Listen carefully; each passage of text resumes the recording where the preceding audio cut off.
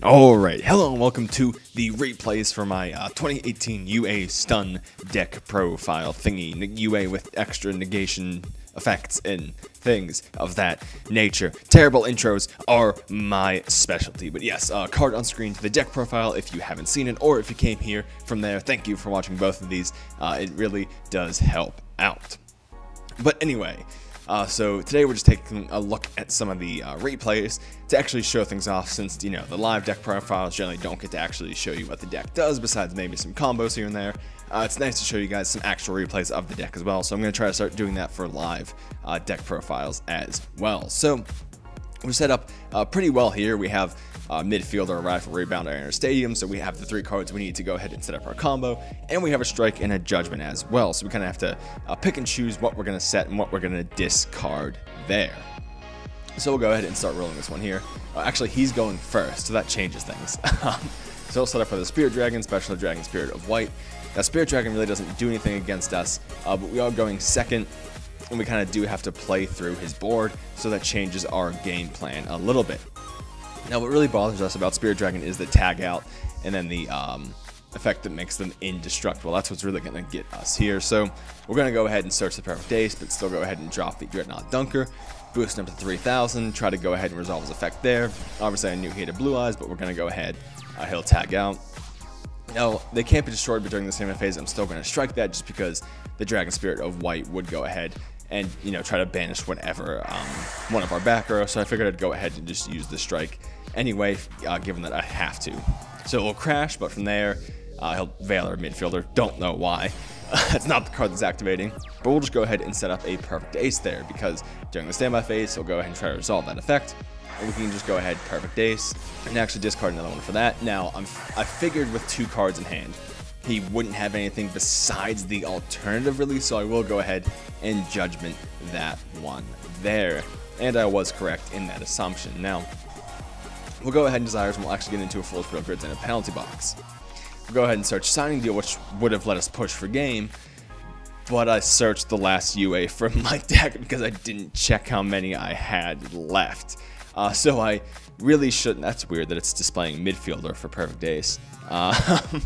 But I shouldn't have searched on the summon. I should just go ahead, kept that in deck. I didn't know how many I had left, and I couldn't back out on the search at that point. So we won't be able to resolve the Signing Deal, and we won't be able to push for game there. Actually, would we have been able to push for game? Yeah, actually, we tag out and special another one. If we would have done our special summoning right to get the attack boost, we actually would have been able to push for game there. So we're not able to. He's going to go ahead and be able to do some alternative dragon shenanigans, but we'll actually go ahead, you know, tag out the Perfect Ace for Rifle Rebounder, special summon another one back from grave, get the attack boost, and from here we still have all the power and all the advantage, because we just have to special one of them, put Rifle Rebounder up to enough attack points, and go ahead and swing over the alternative dragon for a swift game there. For this one, we are up against Shaddoll Lightsworns, basically, with also, I guess, does this search, does that, yeah, normal spell, so it would at Shaddoll Fusion, yes. So we're up against Lightsworn Shaddolls, and actually here you see Ogres. I originally had Ogres in here, but I actually swapped them out for the back to the front, because the deck needed the recovery more than it needed the extra stun of the Ghost Ogres. But that's the only difference between this build and the build that I actually showed off in the deck profile, and we'll show at the end of this video as well. So just a quick note there, but we're going first. We'll go ahead and Ash the Signing Deal, which sucks, but we do have Desires, so we can hopefully draw into some things from there. Sadly, we won't get into anything besides a Scapegoat and a Strike, but we have a Scapegoat, a Strike, Ghost Ogre, so we're set up pretty well. I'm going to go ahead and just stop the raid in there, so we can't get any advantage off of milling a Wolf or, you know, milling a Snow, and then I can't strike the Minerva because then it would get its effect off. So we're just going to go ahead and stop him there. We'll go ahead and push for the damage package here. I didn't summon the midfielder or use the UA Stadium or anything, because in case, you know, there was like a Mirror Force or something, I'm not generally going to get game anyway, and I can still push for a large amount of damage without the risk of losing, you know, the one play that I have in hand. So we'll go ahead and do that main phase 2. We'll bait out a strike with the Decode Talker there. I wasn't trying to bait it out, but it happened anyway. And we'll go ahead and set up our Perfect Ace without the Rival Rebounder play, but we're still set up pretty good there. I'll just go ahead and stop the raid, and again, once again, I think it's just to stop any shenanigans before they start. but he will actually summon a Sheki-Naga off a fusion, and there's nothing we can do about that. However, we still do have a midfielder and a stadium, so we can just go ahead and search something that can swing over the Shek. We can also search a Mighty Slugger, which will stop its effects from going off as well. And the reasoning just gives us the extra body that we need on field to go ahead and push for game from there. So essentially, even though he did overcome our perfect ace there, I kind of already knew that we still had game because we still had the midfielder in hand, so we could just go ahead and search out whatever the situation warranted. Which is one thing I really do love about this deck and the searchable one-ofs it has, is I just love searchable situational one-ofs because, like, for whatever situation you can go ahead and pick a specific card from your deck that's just for that situation, and I just really like that as a concept. For this one, we are up against True King Dinos.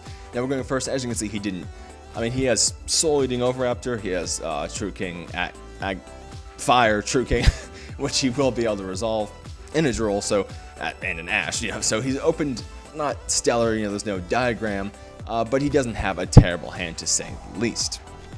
So go ahead, he'll get off the Rhoda, he'll droll, but we actually have the perfect ace in hand, so we don't have to use the stadium anyway, so we were set up pretty well there.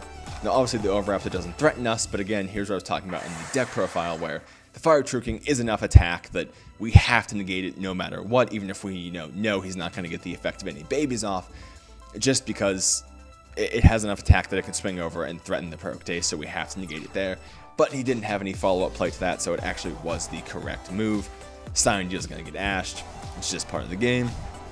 But we still have the stadium and the midfielder, so we can go ahead and set up our rival rebounder play here, although we don't have enough cards in hand to use it. Rival rebounder is just kind of generally a good thing to search anyway.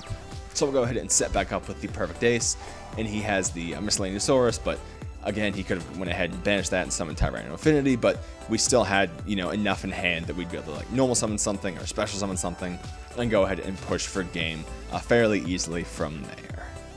And for our best replay of the batch, we're up against an ABC stun deck here.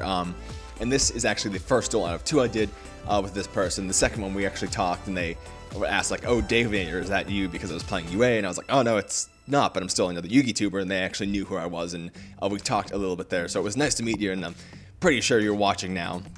Also, thanks for the duels and just for talking. It is nice to meet fans and interact with them and stuff, and that's the first time I met one on, I believe it's the first time I met one on like an online thing like that, so it actually was really cool and interesting to meet someone like that. So hope you're doing well out there today, but we'll go ahead and roll this one. So we set up, obviously, we have the combo here. Now it's a slight variation where it actually would have been better to use the stadium first to get some kind of attack boost, but still the same end result, and we can still resolve perfect ace twice there.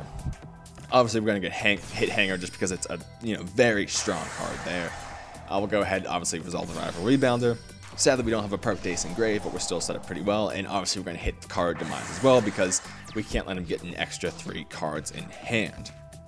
Now from there, we'll go ahead and set up for what I thought was going to be game, because I actually didn't see someone running a Mirror Force in ABC, but nonetheless, after the guaranteed damage off of Mighty Slugger, just because it's an Armades, we got hit with a Storming. Now, Storming's not that bad. We can also tag out to maintain field presence, and it actually makes the Scapegoat live, so it wasn't terrible for us there, but it wasn't great indeed. We'll negate Desires because you essentially have to negate Desires, and then I'll actually let him card Demise into a pretty good batch of cards here. So he has the Thunder King and the Strike, which is going to make Scapegoat a little more difficult to use. So we're going to go ahead. This turn I kind of had like a brain fart and did things a little bit wrong, like I went Mrs. Radiant, but I still had one here, but I didn't tag it out to make the zone live, so I didn't make a second Link Spider, and this turn was really just like a brain fart of a turn for me. He'll use the Infinite Transients. We'll go ahead and, I basically forgot he had a Strike in a little bit of panic there. So the midfield gets Strike, we lose our perfect ace. We go for the Gears through that, get hit with a Judgment, and it just turned into a big mess at the end there. And I'll actually normal summon a C and start pushing for some pretty big damage here. So now, at this point, I pretty much thought the game was over because unless I drew like a midfielder or something, there's really not much recovery this deck has, but we actually drew into a back to the front, and we still have a Strike set. So we'll go ahead and get the back to the front down. He has enough on board for game, but we can just go ahead and flip back to the front. We have a 2500 defense once again. He'll go for Tornado Dragon. We can just go ahead and negate that there, keeping Mighty Slugger so that the pieces effects can't activate on Battle Destruction. And we're actually set up pretty well, and we almost have a game there. Obviously, he'll try to Thunder King since we're threatening it anyway, but we have the strike for that. And I went ahead and struck it because really at this point he has A's and C's Engrave, but the only real thing he can that he can top deck at this point is a Buster Drake to go ahead and special a Buster Dragon from there, and that's really the only thing he had, and I really didn't see that happening just because, you know, the chances of getting that specific card are so low that I went ahead and used the strike for the Thunder King there. But sure enough, on his turn, he top decks the B and swings over our perfect Ace. And now things aren't looking that great for us. We have a Mighty Slugger in hand, we have a penalty box that I wanted to ditch for the negate, and just none of that was happening. So once again, we're into a situation where we have to top deck something pretty good, and we top deck a Sounding Deal, which is perfect. So that lets us get for midfielder. I'll tag out the Buster. Now, it'll look like it's relevant once we get to the end of this play, but it actually really wouldn't have mattered either way. So we'll go ahead and special out all the pieces. Obviously just, you know, in case Buster gets Kaiju or whatever. Go ahead, special out a 5, normal summon to grab another 5, and go into a Volcasaurus for game there.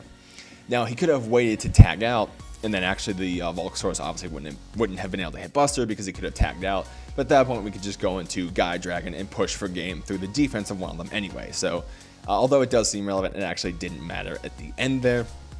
Let the Volk damage go through for game, and that one was just one of the best duels. It was nice back and forth, ended up with some top decking, pretty exciting overall, and even ended with a Volcasaurus. And again, I just love this card in this deck, with 5 being your most utilized pool of XYZ monsters.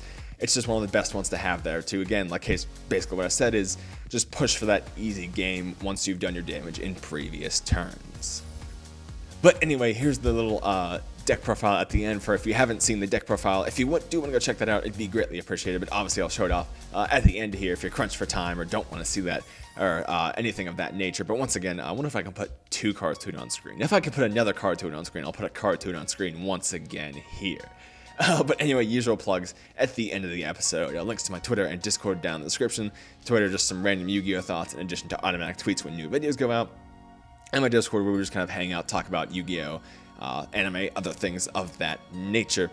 Mostly some good Yu-Gi-Oh stuff in there. Sometimes we do some duels against each other here and there, and some cool stuff there. Also, a link to my Patreon, where if you appreciate the work that I put into editing and recording, and just making some very, at least what I feel is very well produced and very polished Yu-Gi-Oh content through my editing and recording, and things of that nature. No pressure to support, no content will be gated off. Everyone will get the usual stuff. Just watching is enough for me, and you're all awesome. But if you have a little extra to give, it would be greatly appreciated. But anyway, thank you for watching, and I'll see you later.